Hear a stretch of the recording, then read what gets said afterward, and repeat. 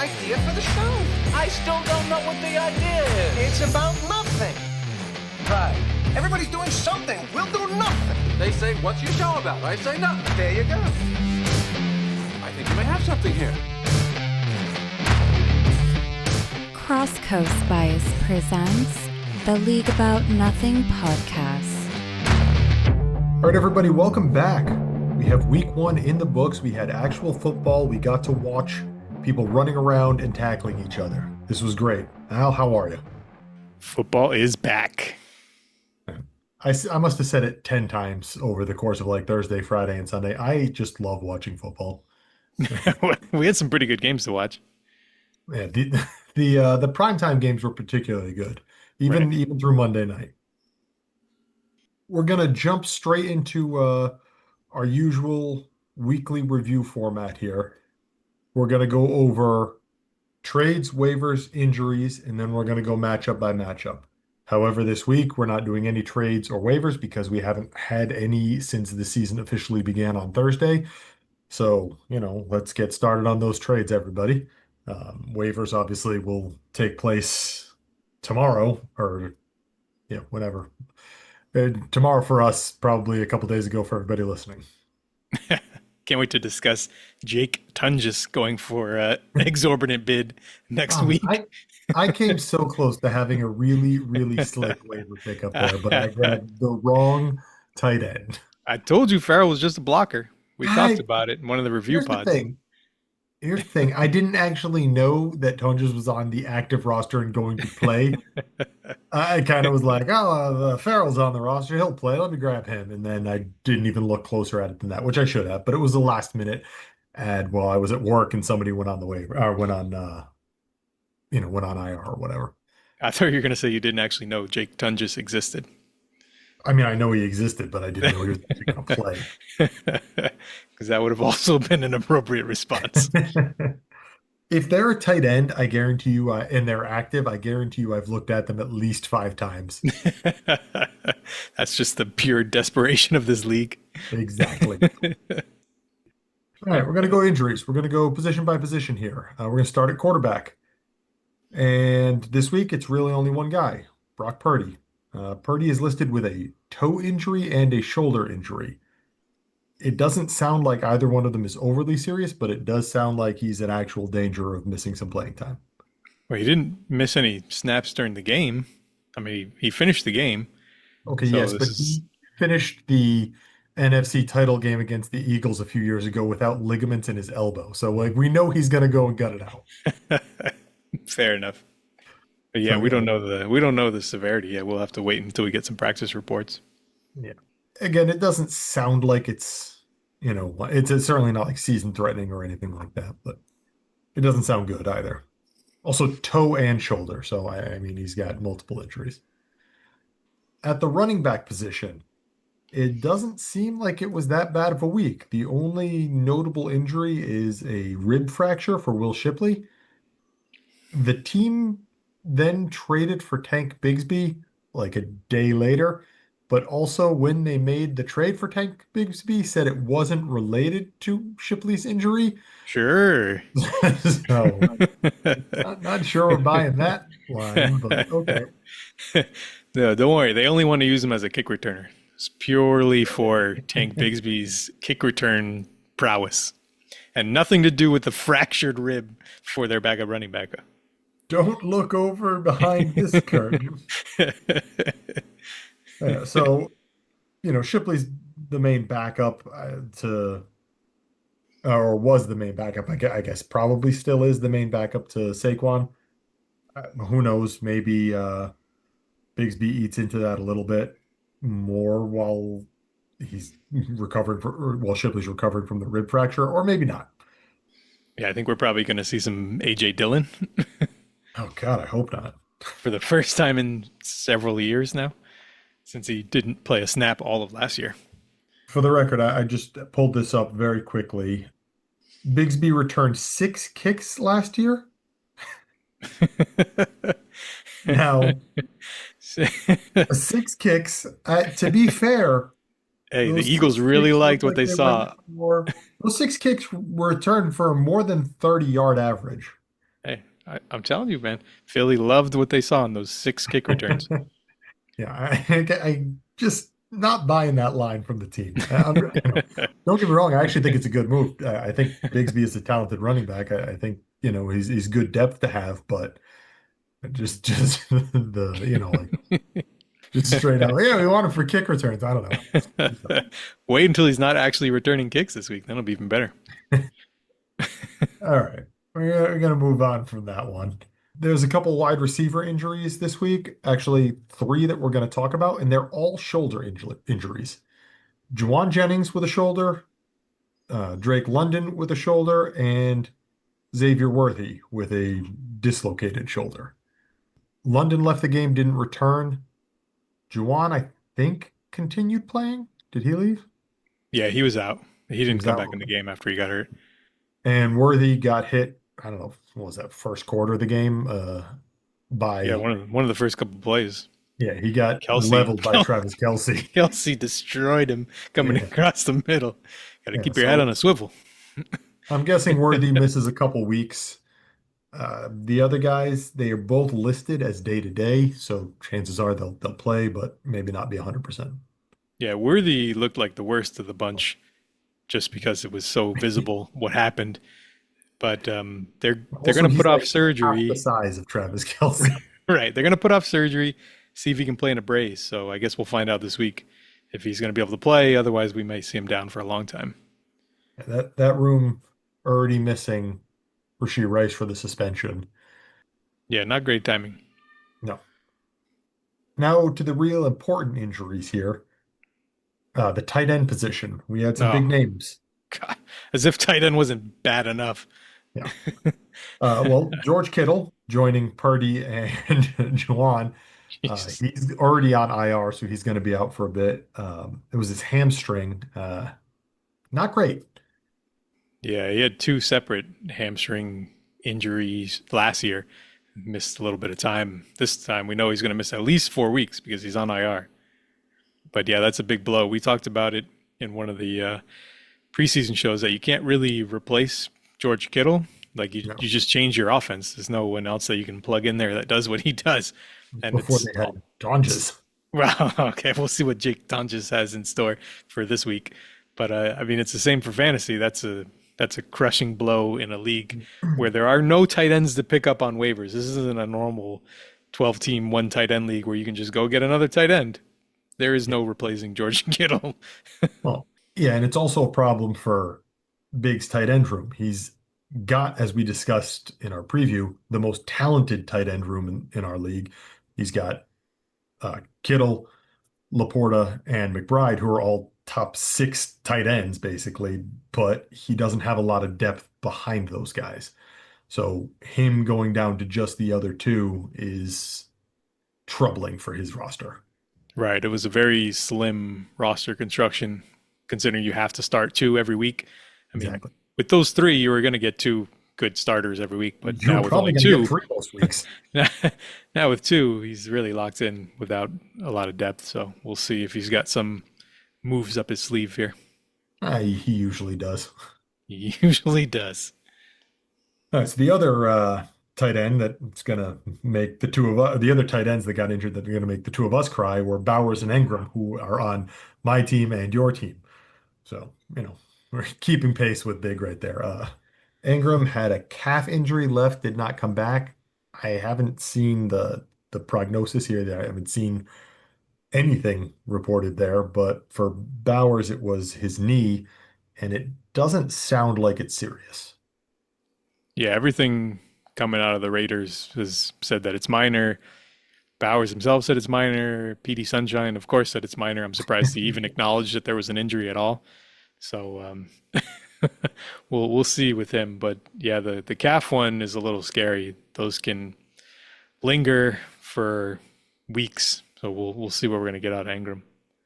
And the collective sports community is still traumatized from the NBA playoffs and really nervous about Cavs right now. Yeah, we've seen a lot of calves turn into Achilles tears. All in all, not the worst injury week we've had. None of these seem like they're season ending. So, you know, Right, we'll save that for that's next a good week. thing. Jeez. All right. On that note, let's get over to the matchups. We had a league median score in week one of 181.07. And before we get into our matchups, let's just give a quick thank you again to the commish for having to go and put all these scores in by hand for almost every team. I got the slew of notifications halfway through my morning that let me know Mel was busy getting everything squared away. So again, Mel, thanks for doing that every week. We appreciate it. Our top scorer this week was, stop me if you've heard this before, Big with a 240.70. He was up against Judd this week in that Texas rubber match. Judd put up a 134.62. Not a great start for his team. Yeah, we were kind of questioning the projections early in the season when we were reviewing his roster, but he definitely lived up to the lack of hype that Dynasty Daddy was giving him Is a lived month up the ago. right word or the right phrase? It lived down. It was not Yeah. a great week for Judd's roster. No, he had a few good games, but he was very much lacking the depth that he needed. Gonna not like this one. He had multiple zeros in his lineup, which I don't think we've seen outside of outright tanking teams in a while. Yeah, it was a really rough week for him. He didn't have a running back too. He didn't have several flexes.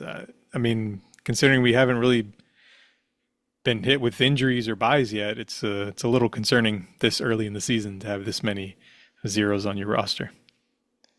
Yeah. And he had a couple of guys on his taxi squad like Corum and Neal and Ollie Gordon who put up, a couple of points, but even there in his IR, there wasn't a lot that you can really point to and look forward to significantly improve his outlook here.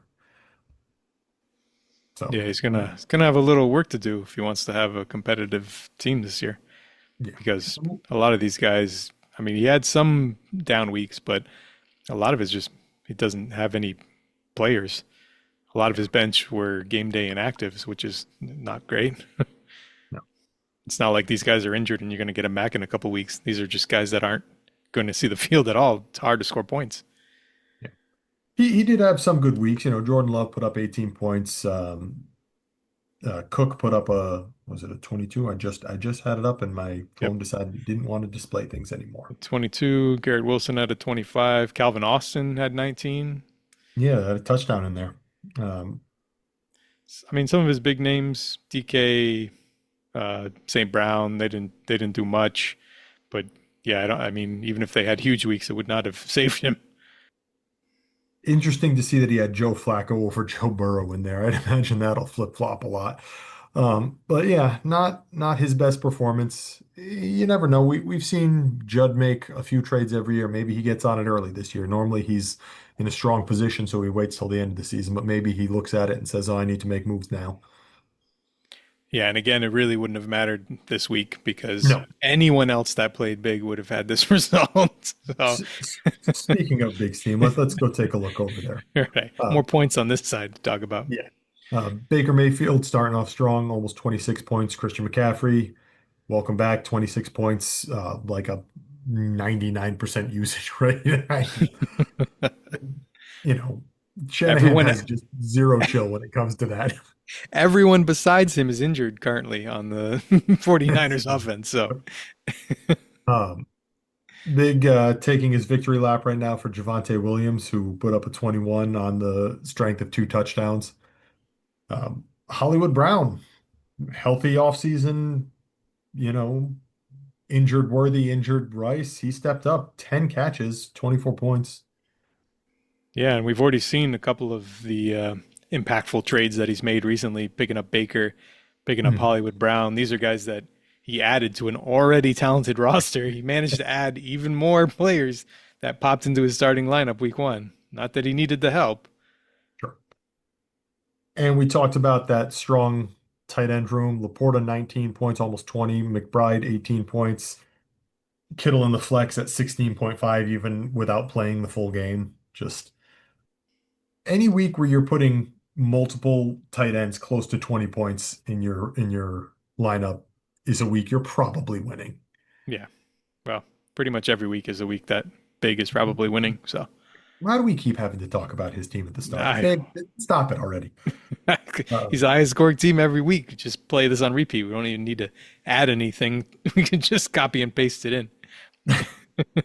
I'm not going to keep track of everything. I haven't had a chance to look at all the teams yet, but he had Kamara and Diggs on his bench, both of whom put up almost 15 points, 14.7 to be exact. They were the same score. Brock Purdy with an 18-point score for his super flex spot. Just points on his bench that easily could have gotten in most lineups. I'm pretty sure every team in the league outside of his is starting Kamara at 14.7. Yep. Anyway, like we said, starting off where he left, starting where he left off is what I tried to say there. I don't know what I just said. Anyway, we're going to move on. The second highest scoring team of the week, Georgia Mike with a 227.23, starting off very strong. He took down JMC, who put up a 144.52. Very, very strong start for Georgia Mike here. I'm sure he's thrilled to see this. Yeah, he had a nice week. A couple of guys that we weren't projecting to be lineup staples when we reviewed his roster a few I weeks was ago. absolutely projecting this from Daniel Jones. I'm on record as saying Daniel Jones is the best fantasy quarterback in the league. He looked like a first ballot Hall of Famer this week playing Yeah. that ragged Dolphins secondary. And They that could not that do was a anything. tough game for Miami. I mean, this is probably the result you're going to see when you're starting multiple day three rookies and guys you signed from the scrap heap 2 weeks before the season started, got cut from other teams. These are your starters. Yeah. It's not going to be a great year. So go ahead and look at that schedule and fire up anybody playing the Dolphins. Yeah. It doesn't look good on either side of the ball for Miami either, because I don't think Indy's defense is terrible, but I don't think it's anything special either, and they just couldn't do anything against it. Yep. But yeah, I mean, not only that, we got the meteoric rise of Bill, Bill, 10 carries, RB. 82 yards, and a touchdown. That's a good debut right there. Right, when we weren't really sure what his workload was going to look like, and early on it was mostly Eckler, and they kind of mixed him in, and then by the end of the game it was all Bill. He took control of that backfield. So I'm guessing we're going to see more than 10 carries going forward.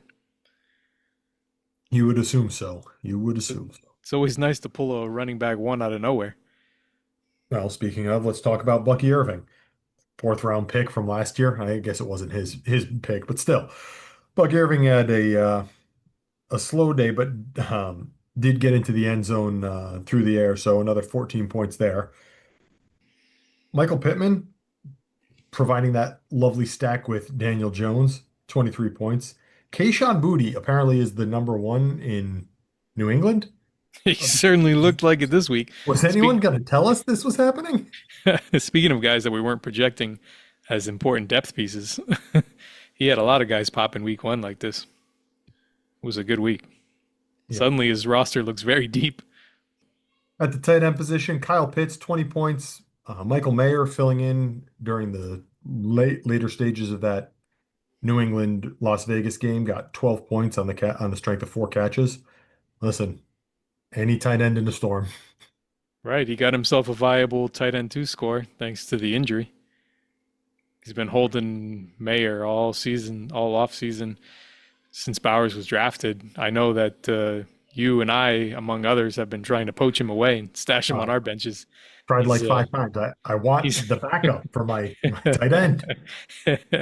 he's held firm and held on to him, and he got the Yep. points this week. Needed them. Oh, That's gonna be a I would trouble say spot all year for him unless he's able to address it. But he may have just addressed it without having to do anything if Bowers is gonna be banged up. true.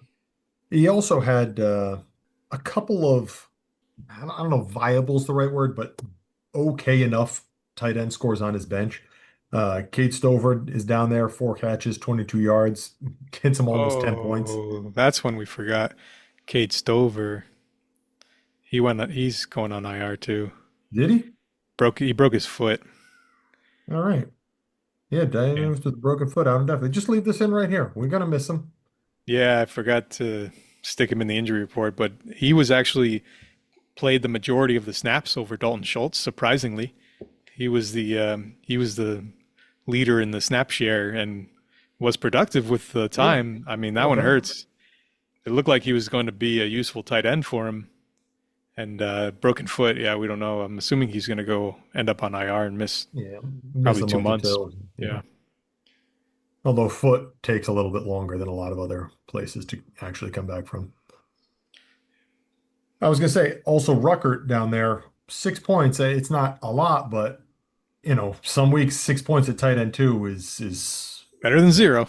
yeah, exactly. Looking at Georgia Mike's flex spots here. Roma Dunze, Drake London, Lad McConkey, and Jaden Reed. All these young wide receivers, all between what was it, 14 and 18 points. Solid weeks from all of them, nothing special, but you expect those guys will all be productive and you're going to get bigger weeks at least occasionally from some of them. Yeah, these are all players that are big parts of their team's passing offenses. We can see just based on the target shares from week one, even though they weren't super productive, they all had good games and they all have good target shares. So we can expect going forward, they're probably going to score even more than this. So again, his depth just looks a lot better after this week than it did a couple weeks ago. Yep. So one thing I want to bring up here about Georgia Mike's team that he's already corrected. He had Quentin Johnson, who had a 26-point day on his taxi squad. He's already moved him to his bench. So going forward, he'll have those points in his lineup from Quentin Johnston, but that's a tough way to start the season right there. Yeah, I know you pointed that out to me. It was a surprising taxi stash, Yeah, but I yeah, he's I already he's wonder. already rectified it. Yeah, he's you lose a roster spot, it's not the end of the world, especially when you're a contender like this. You can't just leave him on the taxi and eat the points or whatever. You want those points. You need those points in your lineup. But I wonder if maybe he had him in there over the summer or something like that and just forgot to move him out. I wonder if it was unintentional that he actually left him in there Yeah, to there's start the definitely season. there's definitely a point in time in the offseason where it didn't look like he was going to have a role in the offense. I mean, Sure. they had drafted Trey Harris early, and then Lambert Smith was flashing in the preseason, and then they signed Keenan Allen. And you're really worried what kind of role he was even going to have, but apparently a big role. Got a couple of touchdowns week one, so he's not going anywhere. Looks good too. Yep. I was watching it and he didn't, as far as I could tell, he didn't make any big mistakes. Had 7 targets. Yeah, they were scheming him looks too. Well, let's say it wasn't all just catching a couple lucky touchdowns because last year that was Right. he had a lot of production, but a lot of it was just, oh hey, I caught a touchdown and I had 2 catches for 7 yards and one of them was a score. Yeah, they were running design plays for him where he was the first read. Yeah. I mean, they If schemed him some production as well. You don't do that to guys that you don't intend to produce. and if he continues to look like that, then every year in the league he'll have gotten a little bit better, which you like to see. It's good progression. All right, on to the other side of this matchup. We had JMC with a 144.52, led by the greatest quarterback of all time, JJ McCarthy. For one quarter, at least, he looked like it. Man, it was a rough first half, and So, then all so of a don't look at the sudden, first 3 quarters, but rough start, and then all of a sudden it just seemed to all come together at once, and he could do no wrong. I mean, he only went 13 for 20, but the team just all of a sudden everything was working perfectly, and he was throwing touchdowns and couldn't miss. he did what he has done since grade school. He won. He All he found a does way is to win. win. That's all he does. He's just a winner. Yeah, he had the 2 passing touchdowns, another rushing touchdown, 22.97 points. I'm sure that it's going to be an up and down season for him because it is for all rookies, but it was good to see proof of concept, at least for part of the game. Yeah, we know James. He's excited based on some of the comments we saw in the league chat. All right, Other big performers on his team, Zay Flowers with 32 points. I think he only ran like 15 routes or something like that. He was wide receiver one on the week, and yeah, Was he he really? he had a. They only threw 19 passes. He had 9 targets on the 19 attempts. It's a healthy target share. When you've got Lamar throwing it to you, you know he's going to be efficient. They don't they don't need to have, 100 pass attempts to make the passing offense work when you have Derrick Henry and Lamar in the backfield who can just work magic. Right. This has been a historically efficient offense for the last several years. The rest of this lineup for JMC, leaves a little bit to be desired. HN got a 17-point day, but it was mostly just empty points. There was nothing impressive about it. That Miami offense struggled fairly mightily. Henderson with his debut for New England looked okay. I don't know if you have any notes on that one. I watched most of the game because the kids wanted to look for their mother who was at the game. We did not see her on TV. It was a lot of Ramondre as we expected. The one Yeah. thing we didn't see that I thought we might was Henderson kind of working as the third down, 2 minute hurry up kind of role, which typically they have a running back that's specific to that role. And McDaniels is 15 years of coordinating. They've always had a guy that's kind of in that role. And they really didn't this week. I mean, Ramondre pretty much White, played in all Green, situations, and Woodhead. they just kind of brought Henderson in, sporadically. And I know he Falk. had six targets, but it wasn't exactly schemed up plays. It was more like a bunch of dump offs. So we'll see if Yeah. he can get a little more creative in the usage because he didn't really have a chance to kind of flash any of the skills that we saw in the preseason. Mhm. Outside of Booty, the entire New England offense was kind of eh. Like it wasn't impressive. There weren't a lot of sustained drives to get things going, you know? Yeah, we'll see. They're still finding their footing. I mean, it's week one. There's Exactly. a lot of weird stuff happens in week one. Truer words have never been spoken. All right. Anything else you want to touch on the rest of this lineup here? Neighbors had, 5 catches, 12 targets is very impressive, but man, that Giants offense looked just terrible. Yeah, I don't think we're going to be waiting for Jackson Dart all season like we thought a few Nope, weeks ago. probably not. I don't know if we're going to make it through next week without seeing him. Well, Yeah, they've I already mean, announced Wilson is the starter. he was Dable was not quick to put that out there. Took him a few days. He wouldn't commit to him right away.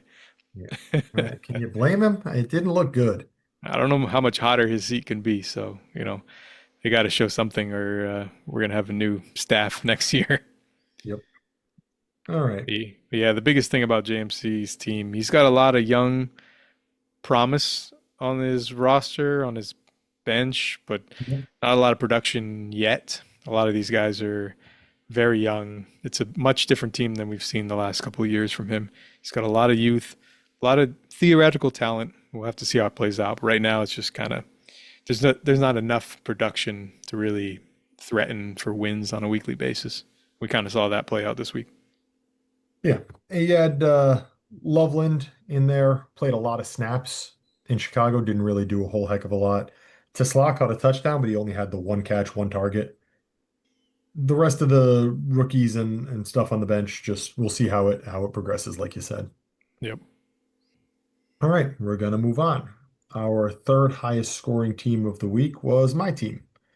I put up a 222.99. I was up against Mr. Good News, who put up a 114.00.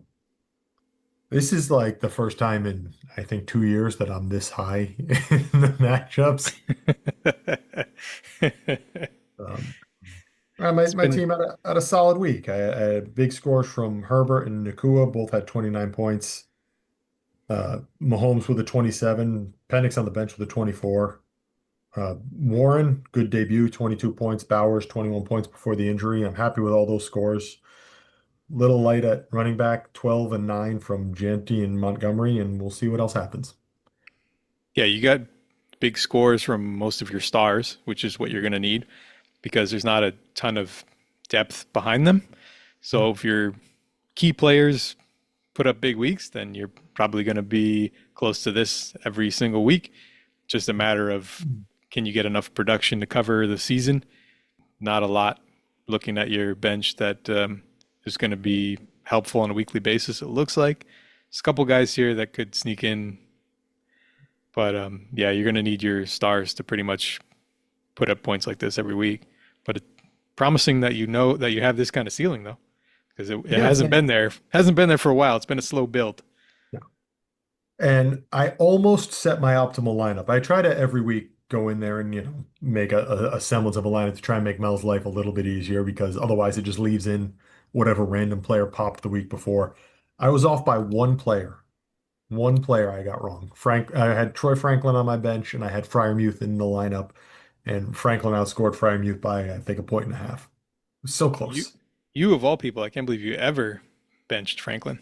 That's not actually benching him. You've been the true believer all along. And I remain so. He's on, I think, every one of my fantasy teams, except for the one you and I managed together. Well, you finally paid off this week. All right, let's take a look at Mr. Good News' team. As we talked about coming into the season, Mr. Good News not really trying to compete for a title right now. He's rebuilding his assets and trying to, build for the future. The surprise start in his quarterback position, though, of Jalen Milroe with the .10, wildly outscoring Cam Ward, who put up negative .5, Yeah. despite looking pretty decent. Yeah, our quarterback scoring is not kind to negative plays. So Well, he took six, 6 sacks. six sacks, a fumble, and he lost the fumble, so that's double negative points, unfortunately, with our scoring system. So yeah, it was probably a more promising debut than the box score suggests. I mean, he made some really nice throws. He lost a lot of yardage in drops. His receiving core did not do him any favors in this game. No, God, I saw a few of them. Wasn't as bad as it looked. I know the 6 sacks is kind of ugly. Not to mention, he was on the road against Denver, who might have the Right. best defense in the league. Like that. Denver probably has the best defense. This is probably the toughest matchup that he has all season. Difficult place to play, difficult team to play against. I think he acquitted Right. himself just fine for game one. Which Right. reminds me of when CJ Stroud was up in Baltimore in week one of his rookie season, and everyone was like, "Man, Stroud looked kind of rough," and I'm like, "Yeah, but he was in Baltimore. Give him a Right. break." And I'm Yeah. not saying that Ward will have that kind of a season, but that idea is the same to me. Yep. And I mean, some of his guys that he drafted, last year, this year, some of the young guys really popped. Coleman had a huge game, Yeah. finally a big breakout for him. And Egbuka Looked like taking the wide receiver advantage, one there. right? Egbuka taking advantage of Godwin being out, 2 touchdowns. That's about as good a debut as you could ask for. Yeah, right. Yep. So And some promise. I mean, 114 points, that's a lot more than we saw him ever score last year. So it is an improved roster. Obviously, he's not close to being competitive yet, no. but he still has several full draft classes worth of picks to make in the next Yeah. couple of years. But it's nice to at least see the guys that he invested in this year do something. Well, you look at the rest of the roster. He's got Mason Taylor in his tight end spot. He's got Travis Hunter in one of his flex spots. He's got Jaden Higgins in one of his flex spots. There's other young guys in here. And, Yep. none of them had big games, but they all had, good starts. Any of this work is good to see. Yeah, they're replacing guys that were scoring 0 points last year. So it's And there are definitely a big guys, improvement. he'll probably look to trade away. Like he has Juju Smith-Schuster there. I'd imagine that if he got an offer for Juju right now, he's clicking accept on it. Right. And Juju could be a useful piece for somebody, considering all the wide receiver injuries. I mean, he's going to be out there soaking up snaps. I was gonna say with no Rice and probably no Worthy, it's might be worth that trade or worthwhile trade. All right, let's move on to our next matchup. Our next highest scoring team was Mel's team.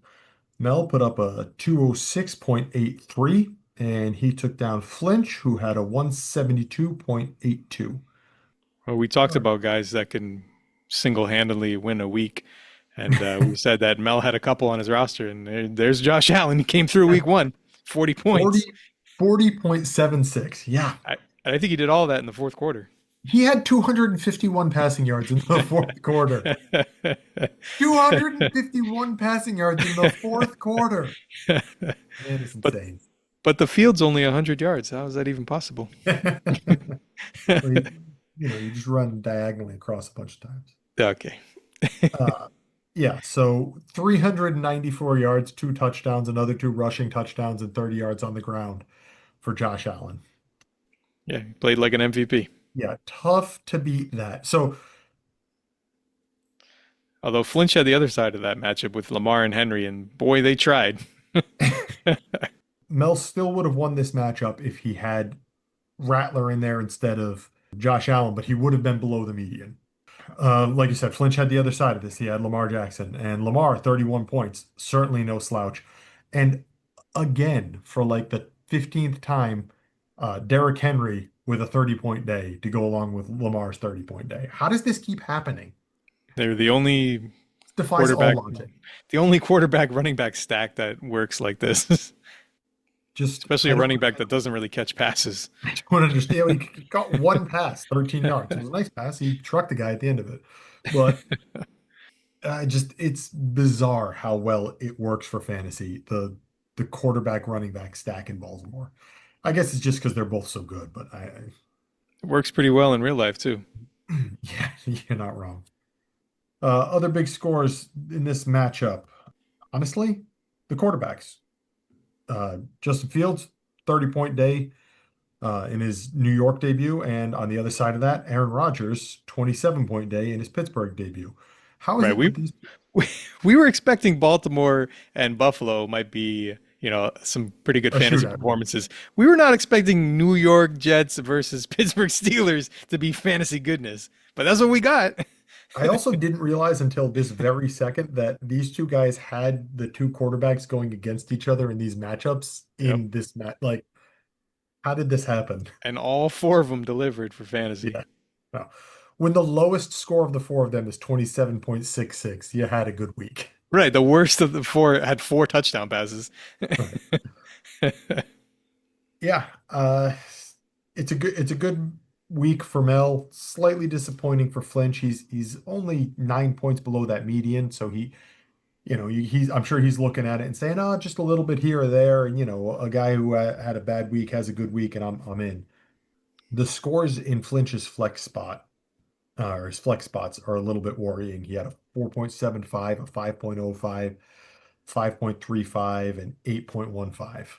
Not what you really want to see. Yeah, but these are guys that we would expect to stay in his flex spot and hopefully score more points going forward. I Yeah, mean, Harvey only had Harvey eight Pacheco eight for sure. points. Harvey only had 8 points. I mean, he only got 6 carries, but he turned him into 70 yards. So, assuming that kind of efficiency, he's probably going to get him more touches going forward. You assume so, but I don't know. This is Sean Payton we're talking about, so Weird no, things. He wants to no run. promises. He wants 7 running backs. I mean, Yeah, we saw Tyler Batty in no, there. he wants 7 tight ends. He wants 7 jokers. We saw what was the drive where Batty had 3 straight I three sent you straight the targets. screenshot of it. They're in the red zone. They're like first and goal, second and goal, third and goal, 3 straight incompletions to him. Like, why? Why? What is going on here? You Yeah, I have don't. other players on the roster, better players. Use them. He turned 6 targets into 16 yards. So maybe Let's some hope of we don't those see can any of that. maybe some of those can go to Harvey next week. It might be more efficient. Might Can't be less efficient. exactly. All right. I want a couple things about Mel's team here that I want to point out before we go anywhere else. He has a very, very top heavy wide receiver room. He's got Jamar Chase, AJ Brown, DJ Moore, and then the rest of the room has some decent depth, but there's no other big names. You can call Cup a big name, but I think at this point we've kind of accepted that Cup is past his prime, right? The highest score of those big names was DJ Moore at a 10.6. His second wide receiver was Noah Brown at a 5.7. This is this is how this is interesting how this works to me. Is it similar to Big's tight end room or my running back room? If those top guys don't produce, it's somewhat devastating to the lineup in a lot of instances. This week he had enough points elsewhere to overcome it, but it's just the lack of depth that some of our strongest teams have at some critical positions is interesting to me. Well, I think it's more impressive that he did this week without, basically without Jamar Chase and AJ Brown even playing. Are we sure they played this week? They didn't Uh, score any I'm sure points. Chase played. I'm not sure AJ Brown was there. One target There's no proof on the in the stat sheet fourth that he quarter with was like 2 minutes left. right. So the fact that he did this without some of his biggest weapons, I mean that's got to be promising, right? That means the depth of the rest of the team is able to still put up a respectable score. It But yeah, is. he had It's we true. saw a lot of tight ends this week. Yeah, about my next statement was going to be he had five starting tight ends. He had Jonnu Smith with a 16, Noah Fant with a 16, Kelsey with a 14, Ertz with a 14, Tucker Kraft with an 11. And In we a saw it a league couple that times is last year where he had five or six tight ends in the roster, and that's where he's got his depth, and it played this week. yeah, in a league that's starved for tight ends, when you're putting five in your starting lineup, and All not with double because digit points. and not because you're scoring 80 points and getting destroyed, but putting Like five starters not in like a my team last year, yeah.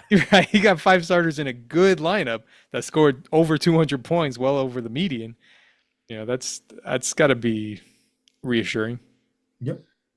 I I'm sure he's happy with the way he weathered the storm at wide receiver this week, because you probably aren't going to see many weeks like that, I'm sure he'd prefer to have 50 from Chase, but obviously. at least he knows that he has other ways to score points.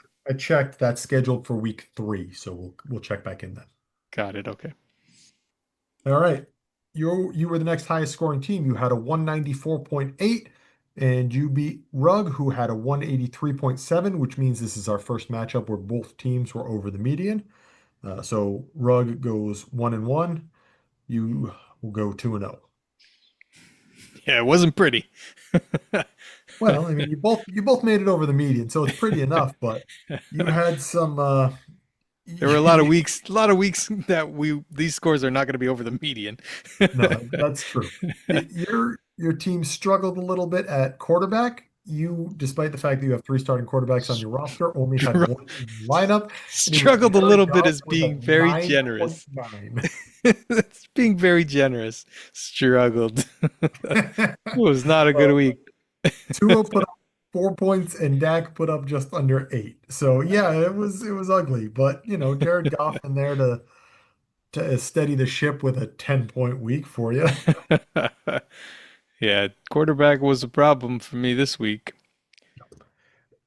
You won this week on the strength of a lot of good scores, but no great scores. You had 24 points from Keenan Allen. He was your top guy. 22 from CeeDee Lamb, 20 from Fannin, 22 from Myers. There were no big boom scores here, but basically straight down through all your flex spots, your tight end spots were solid. Everything was double digits right up until we get to your super flex spot, which was Njoku at 9.4. Yeah, I had just enough to get it done this week. It wasn't pretty, but we got some useful performances and not a lot of disastrous performances where guys just didn't show up at all. I think I remember seeing this from your team a decent amount last year, where you had a lot of very good scores, but no big boom weeks, which meant that you weren't really the top scorer very often, but you were almost always over the median. Yeah, hopefully that's the way that I've been able to construct my team, that at least I have enough depth to make it by when I don't get the boom scores. I don't get the ceiling weeks. At least I have enough to still get wins and get over the median. Yeah, and I mean your off-season additions here seem to play a pretty big part in this. Fannin in his debut, 20 points. Uh, your long-term boyfriend Keenan Allen finally on your roster, 24 points. Uh, Pretty happy with both of those, I'd imagine. It's not often we see two tight ends from the same team make a starting lineup on a Yeah. winning week. But if they're going to continue to use both of these tight ends this heavily and throw 50 times a game, which is pretty much what they've done with Flacco since he's been there, I mean, sure, we may get useful weeks from both of them going forward. Fannin and Music to my Njoku. ears. Those two, Fannin and Njoku. God, I got to say that in the other order. That was terrible. Combined for 15 targets, and I think they threw 45 pass attempts. So, I mean, that's literally 33% target share for those two guys. Yeah, it's pretty good. Yeah. Yeah, Fannin played heavy snaps. They didn't really use a third wide receiver. It was pretty much Judy Tillman and then Fannin and Njoku. That was Most their that was their default lineup for most of the game. most of them out of the slot, wasn't he? Yeah, they played Fannin all over. I mean, he played inline, snap, backfield. He took a snap at quarterback. they they used him far more creatively than I expected. That was one of the concerns I had going into draft season with him was a team going to actually move him around and try to utilize his, somewhat diverse skill set? And it really seems like they did. Yeah, because he was that kind of chess piece in college. But in college, he was the best player on the team. So of course they were scheming ways to get him the ball. In the NFL, we weren't sure that a team was going to dedicate those kind of resources to make it happen. Yep. I probably should have mentioned all that when we discussed my team and said the same things about Warren because it looks very similar there. They moved him around. He took snaps in the backfield. Right. It The only looks like difference they want to was get him. Warren was a first round pick. So we're pretty Sure. sure that they were going to invest in that, making that happen. All right, let's go over to the other side of this matchup and take a look at Ruggs' team. He put up a 183, so he's over the median. Solid week. Nothing to, sneeze at, but couldn't quite get the win in the matchup.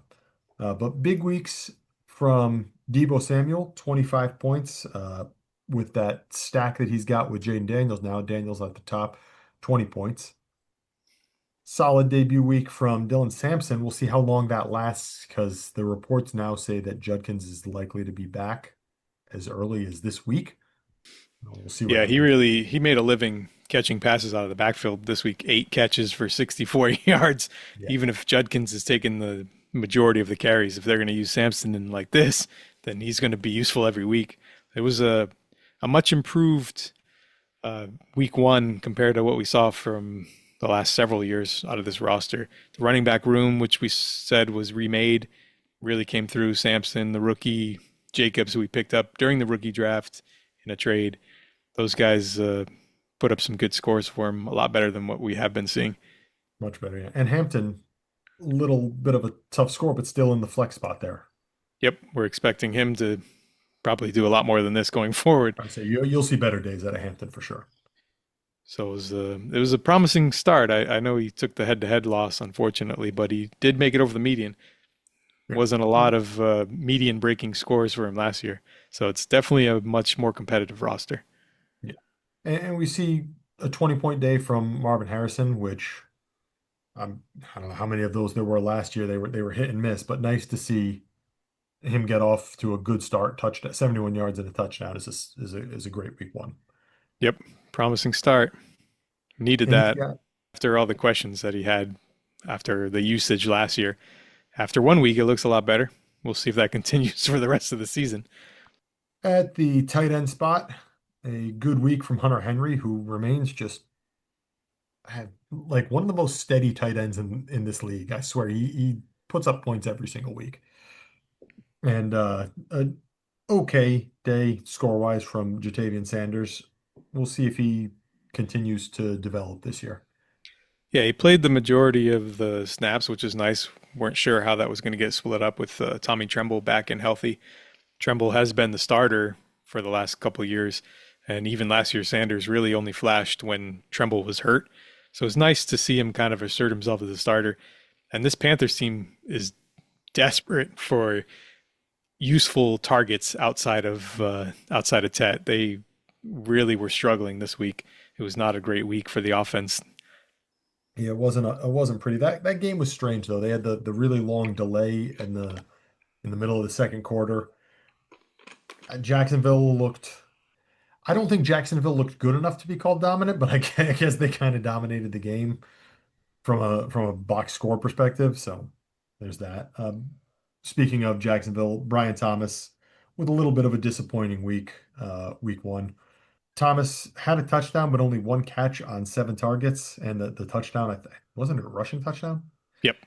So he gets in there with almost 10 points, but from every other than 10-point perspective, it was a disappointing day. I'm sure he'll have better weeks, assuming that Trevor Lawrence gets it together. Yeah, it was a little bit of a disjointed performance for the offense. They had a good game and they won, but yeah, it wasn't very pretty the way that they did it. So hopefully better things going forward. I mean, you got a brand new coach, brand new play caller, brand new scheme. So we'll see if all the pieces can fit together a little better going forward. It's good to see that there's definitely upward mobility for this team score-wise here because Thomas isn't going to put up 10 points every week, and neither is Hampton. They're both going to have better weeks than that going forward. So you'll see those scores, have the ability to actually pop and to win those weekly matchups and get over the median. Yeah, it feels a little bit like maybe this was a floor week for him and he still made it over the median. So that's Yeah. definitely promising. Just last thing to touch on the super flex spot. He had Drake May at 13.7. I didn't think May looked great, but I'm not sure about that score. I think like he didn't run anywhere near as much as he did last year. I suspect that you'll see a larger rushing floor from him going forward, which will raise the fantasy floor as well.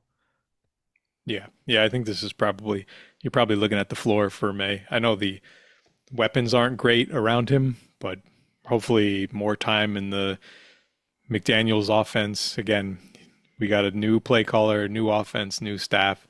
So we're expecting some kinks early in the season. We see this from a lot of teams. So hopefully things will get better going forward. We would expect some growth from a young player like this. All right. Let's move on to our final matchup. The next highest scoring team was Criddle's team. Criddle put up a 178.45, and he beat Flea, who put up a 153.55, which means both of these teams are below the median. Criddle by only 3 points, or 2.5-ish. But he gets the 1-1 start, and unfortunately for Flea, she drops to 0-2 to start the season. So, as to be expected with the slightly lower scores, there was no giant boom weeks for either one of these teams, but Criddle has his version of the stack that Flinch always brings out. He has Jalen Hurts and Saquon Barkley instead of Lamar and Henry, but Hurts with a 25 and Saquon with a 20 give him a pretty solid floor for his lineup. Yeah, it wasn't a ceiling week for these guys, but definitely useful fantasy scores. Yeah. Uh, Good weeks from Chuba Hubbard, Ricky Pearsall, Juwan Johnson, despite dropping a last second touchdown from Rattler, put up 23.6 points.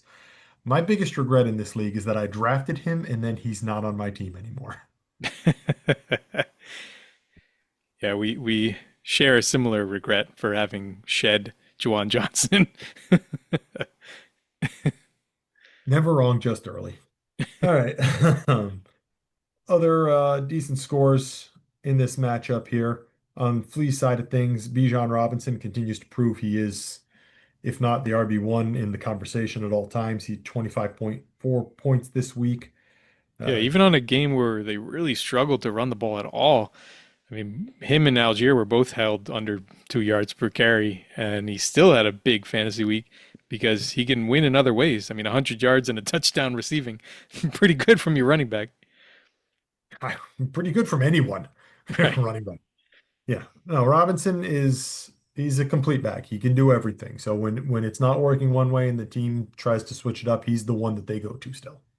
Speaking of running backs that basically did everything, ETN, 19.85 points, 143 yards on the ground. He had a 70-yard carry in there, which, you know, covered a large portion of that, but that one counts still. That'll juice the numbers a little bit.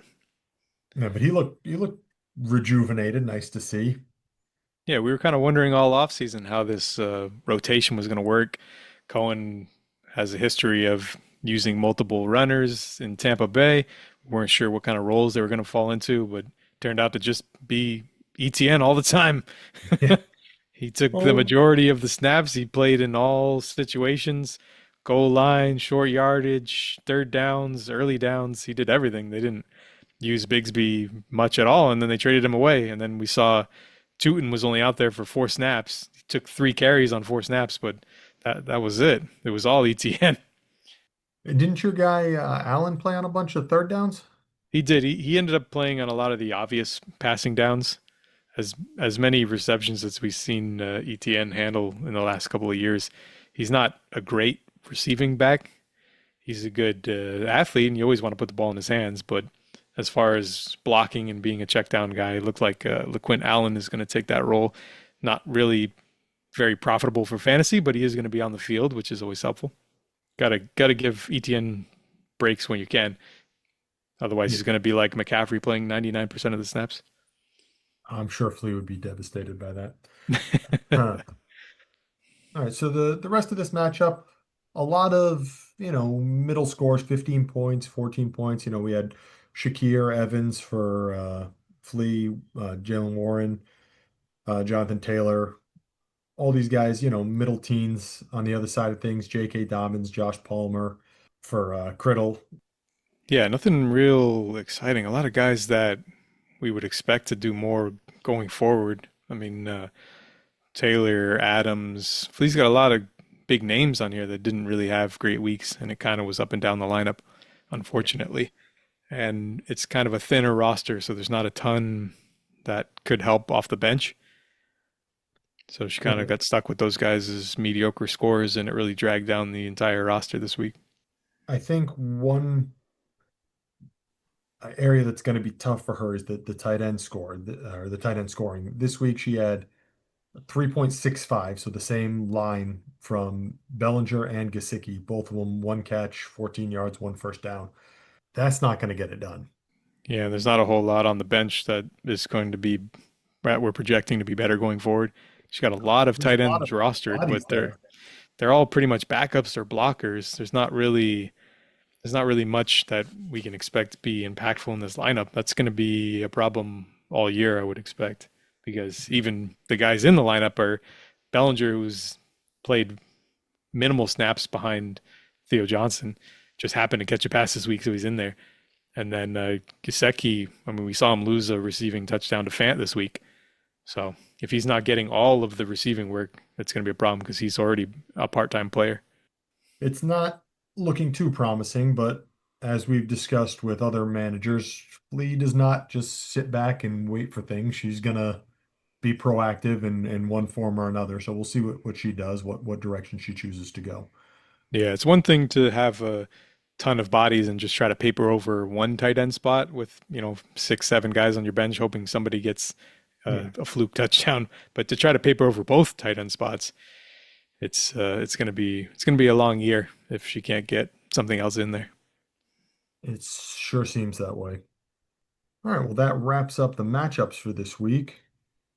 A solid week one, not our highest median score ever, but also not the lowest we've seen. On the lower side of things, I suspect then in the coming weeks it'll be a little bit more high scoring for fantasy purposes. Yeah, that's how it's played out the last couple of years. The first Yeah. couple of weeks of the season have been pretty low medians. We've seen that last year, year before. So not totally shocking that we had a down week one. It's like an extension of the preseason at this point. I know we were talking about that last year, this time. Nobody really plays in the preseason. We saw a lot more players play in the preseason this year, specifically the Bengals trying to not get off to a slow I start. was And just it thinking that. really didn't help. Really Well, did they not help got them. they got the win though. Right.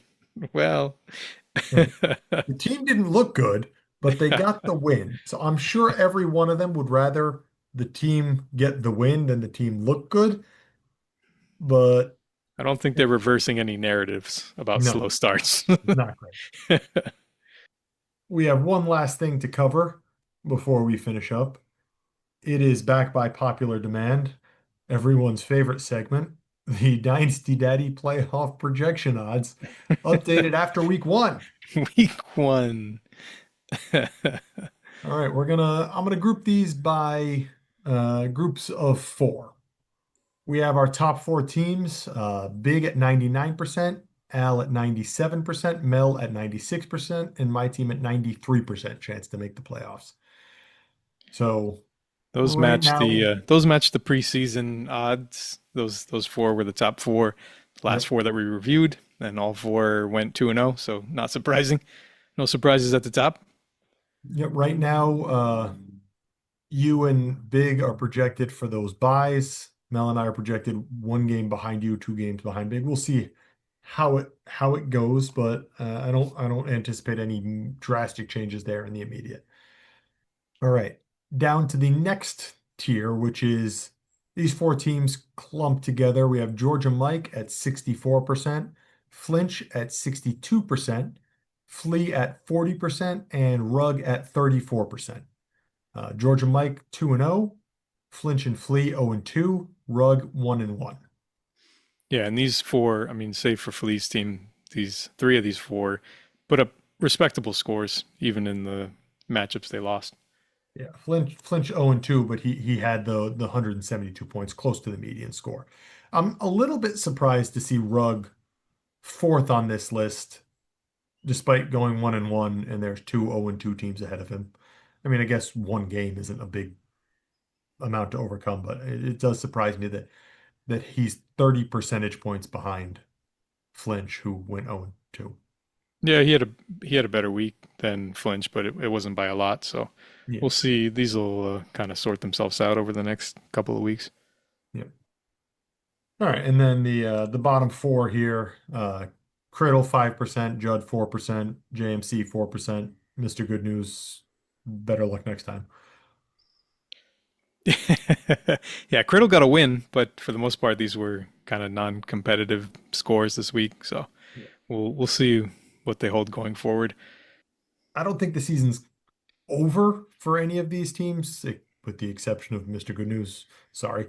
If if they get a little bit of luck, if they have a rookie or two hit, and if they choose to buy in with the capital they have. But I also don't know if we can expect to see that from any of these guys. Yeah, these are teams with clear and obvious holes in their lineup, and we kind of saw that reflected in week one already. So things can Yep. change quickly, as we have seen through injuries and depth chart maneuvering. But yeah, right now these teams are they have some holes to fill if they would like to be competitive this year. Well put. Well put. All right. I think that about wraps up week one. It's time to go put in some waiver claims. Jake Tunges, here I come. I don't think you're going to win that claim. I'm just going to call it now because you're going to bid $0, and my that's not going to get it my done. $0 bid's not going No, it's not. I've to seen this one before. win. All right. Do you have any overarching thoughts? Anything else you want to talk about before we close up shop for this week? Football's back. It's good to be back. Football's back, and it is good to be back. All right. Well, that wraps up week one. We will catch everybody next week, but until then, See you in the league chat.